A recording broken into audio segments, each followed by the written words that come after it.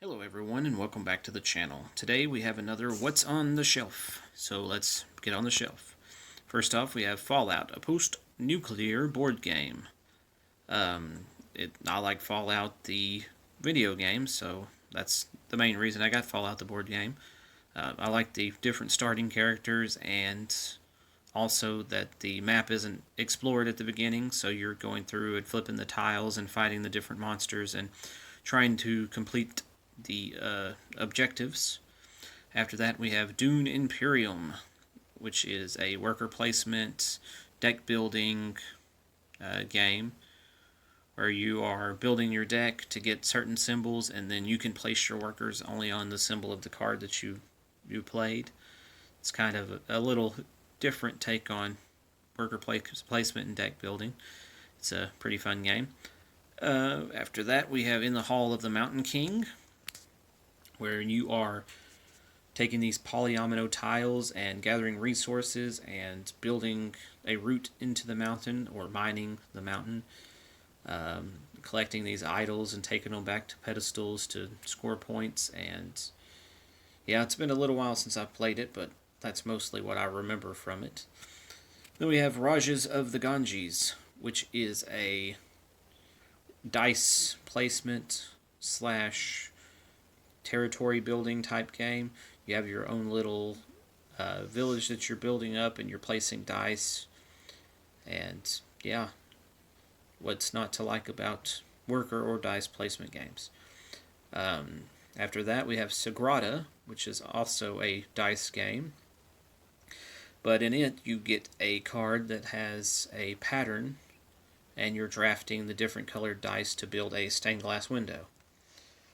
Pulsar 2849. I really like the dice drafting mechanic in this game. You're taking turns drafting dice from a pool of dice that get split based on the median value, and then you either go up or down on certain tracks depending on which dice you take, which affects other stuff, as well as, it's kind of a dice placement game as well. You're placing your dice on different things to get resources or move your ships around to do other stuff.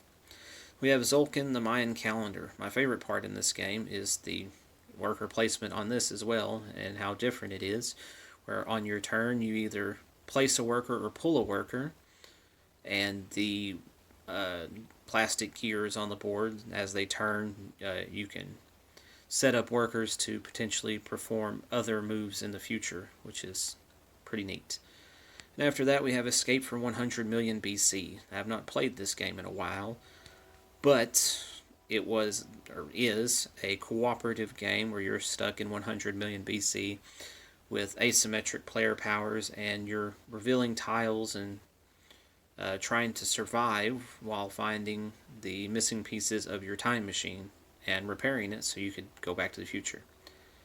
After that, we have the race, or not the race, the quest for El Dorado, which is a deck building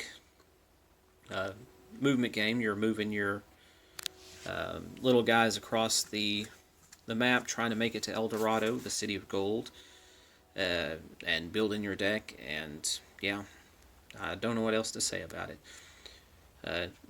Besides, it's pretty fun.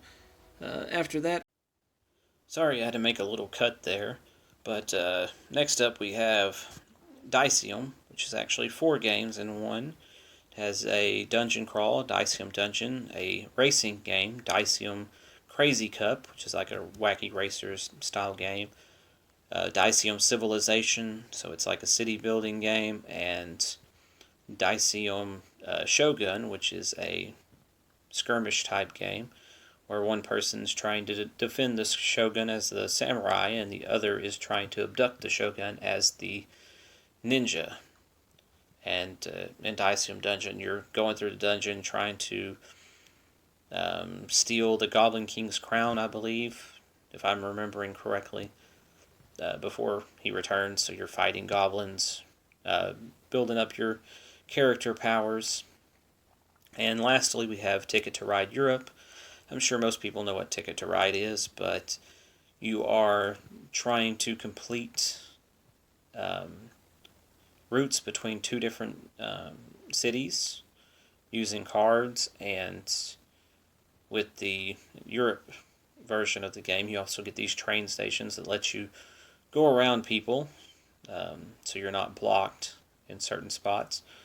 And then you're trying to complete specific routes on your ticket. But that's it for this video. Don't forget to ring the bell, like, comment, subscribe, all of that stuff to keep up to date with my latest videos. And as always, have a great day.